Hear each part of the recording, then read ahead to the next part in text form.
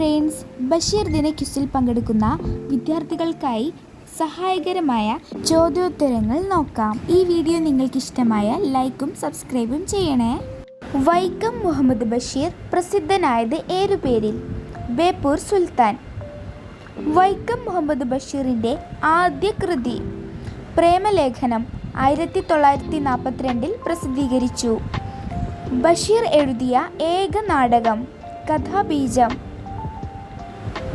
ബഷീർ ബേപ്പൂരിൽ താമസിച്ചപ്പോൾ ഉണ്ടായിരുന്ന വീടിൻ്റെ പേര് വയലാലിൽ. ബഷീറിൻ്റെ ആകാശങ്ങൾ ആരുടെ കൃതിയാണ്? പെരുമ്പടവം ശ്രീധരൻ. ബഷീർ കൃതിയായ ശശിനാസിൻ്റെ അർത്ഥം എന്താണ്? ഇപ്പോൾ വിടർന്ന പുഷ്പം.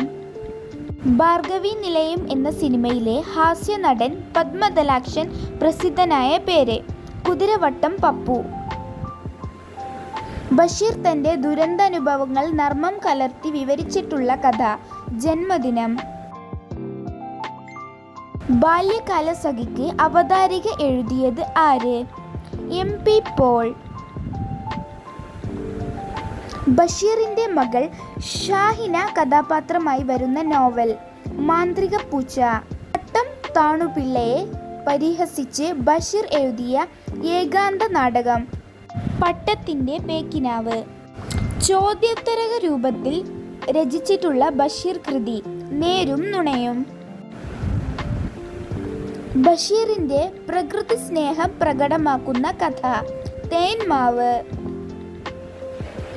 ബഷീർ എന്ന വാക്കിൻ്റെ അർത്ഥം സുവാർത്ത നൽകുന്നവൻ.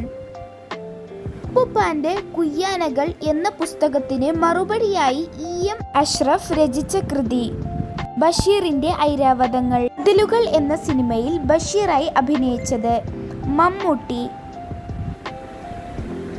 പെണ്ണുങ്ങളുടെ ബുദ്ധി എന്നുകൂടി പേരുള്ള ബഷീർ കൃതി പാത്തുമ്മയുടെ ആട്. വെളിച്ചത്തിനെന്തു വെളിച്ചം, ഈ പദം ഏത് കൃതിയിൽ നിന്ന് എടുത്തതാണ്?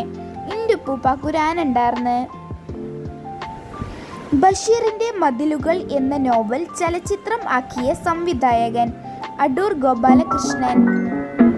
ബഷീറിൻ്റെ ആദ്യ കൃതിയായ എൻ്റെ തങ്കം ഏത് പ്രസിദ്ധീകരണത്തിലാണ് അച്ചടിച്ചു വന്നത്? ജയകേസരി.